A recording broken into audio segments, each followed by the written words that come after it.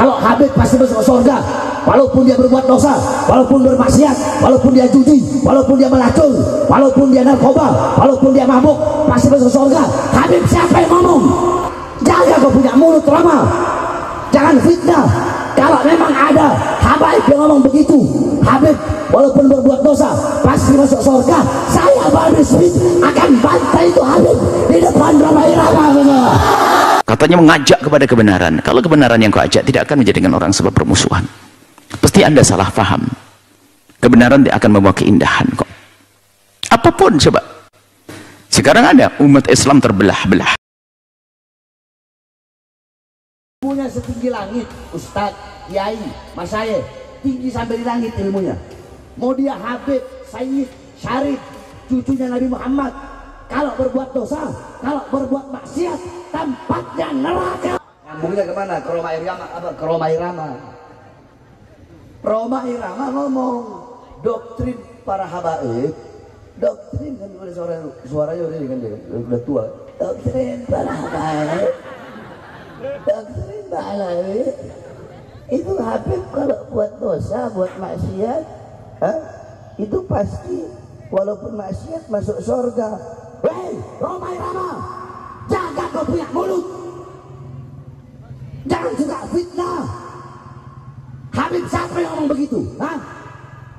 Siapa habaibnya yang ngomong begitu? Kalau Habib pasti masuk surga, walaupun dia berbuat dosa, walaupun bermaksiat, walaupun dia judi, walaupun dia melacur, walaupun dia narkoba, walaupun dia mabuk, pasti masuk surga. Habib siapa yang ngomong? Di mana? Kapan? Siapa orangnya? Bilang. Jaga kau punya mulut lama, jangan fitnah. Kalau memang ada habaib yang ngomong begitu, Habib walaupun berbuat dosa pasti masuk surga, saya Bahri Smith akan bantai itu Habib di depan Roma Irama.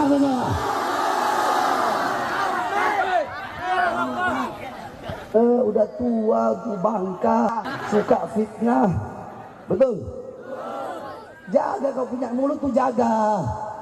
Kalau emang ada habaib yang begitu, siapa? Bilang. Saya datang, saya injak depan dia tuh Habib kalau ada ngomong begitu. Ini baru namanya di tengah. Saya kan orang yang saya ini tawazun, tawasud, insaf. Habib salah, nggak ada urusan, betul? Kan saya bilang barusan tadi. Ini makhluk satu bikin fitnah. Emang susah kalau sama begal-begal nasab ini. Banyak yang nantangin saya ini, banyak. Cuma di media sosial, makanya saya nggak layanin. Nah si makhluk si ompong satu kemarin beda. Saya lagi enak-enak main gitar sama Habib Lutfi, lagi enak-enak main gitar apa TikTok jelas. Saya kan nggak punya TikTok begitu. Lagi main gitar, ini makhluk masuk. Par, kan ngobrol lagi, kalau itu kan ngobrol langsung. Beda urusan kalau begitu bos. Ngobrol langsung. Saya nggak pakai, harusnya kan di tempat netral. Saya nggak pakai begitu. Udah kau di mana? Kresek. Ayo sudah. Saya mati. Saya datang ke Kresek sekarang.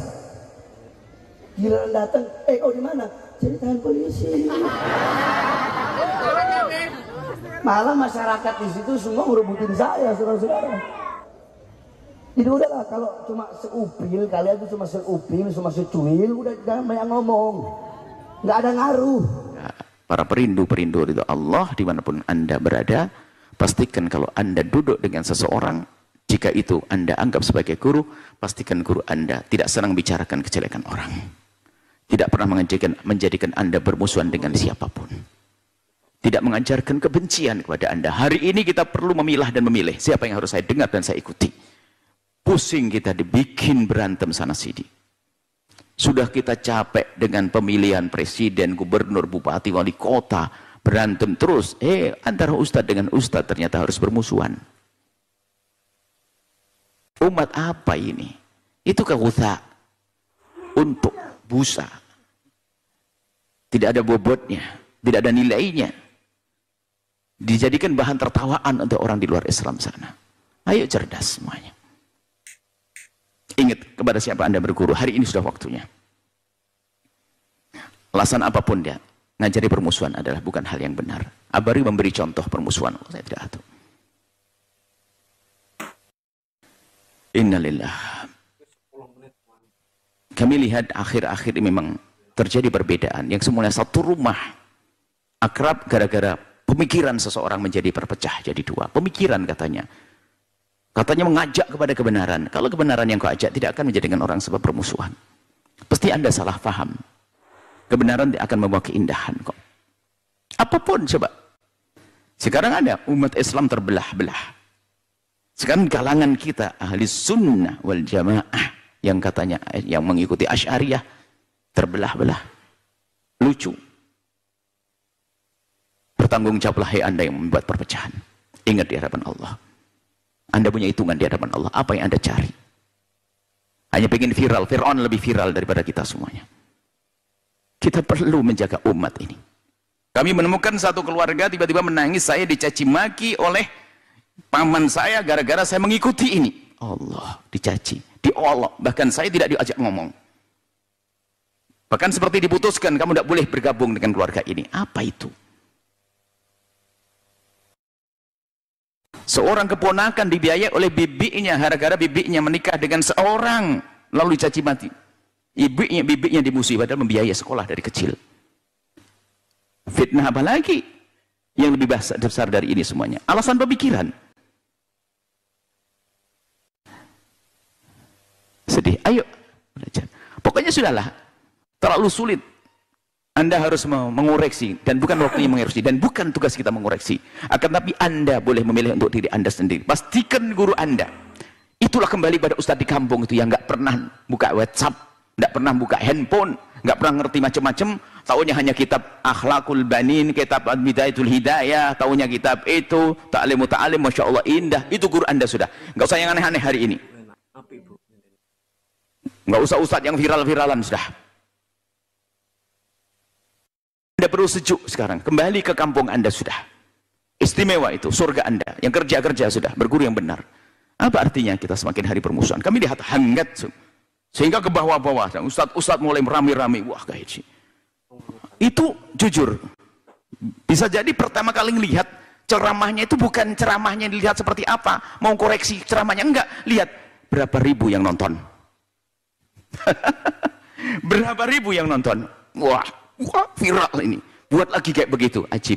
Kita sudah bersahabat dengan setan viral.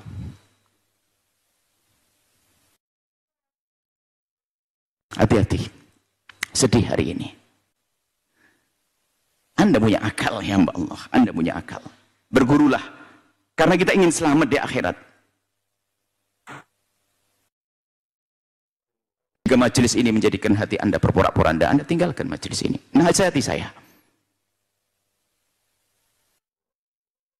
Nasihati kami.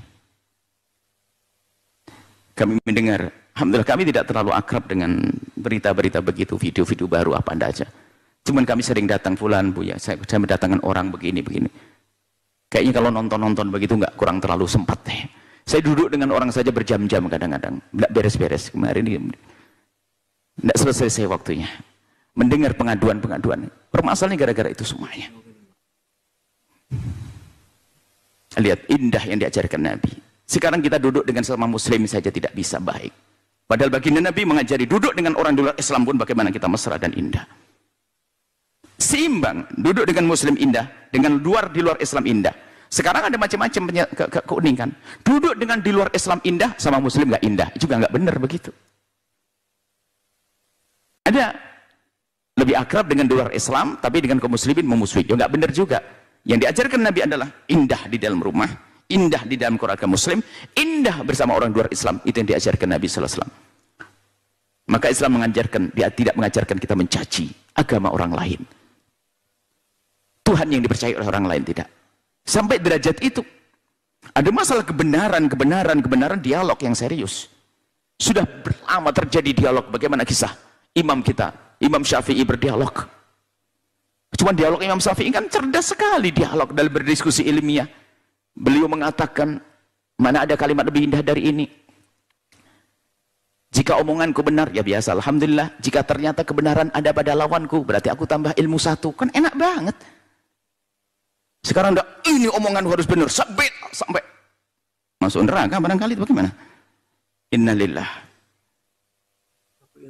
Semoga Allah menjaga hati kita semuanya. Bergurulah di kampung masing-masing kepada ustadz yang lembut, ustadz yang tidak pernah bicarakan apakah presiden, wali kota, gubernur, artis. Bukan urusanmu. Urusannya adalah bagaimana membersihkan hati kita. Apalagi mencaci tokoh-tokoh, ulama-ulama, olok-olok. Aduh, tidak, bukan Anda tidak boleh berguru dengan semacam itu. Anda akan rugi. Karena apa? Kebenaran belum tentu masuk di hati Anda, yang ada kebencian di hati Anda.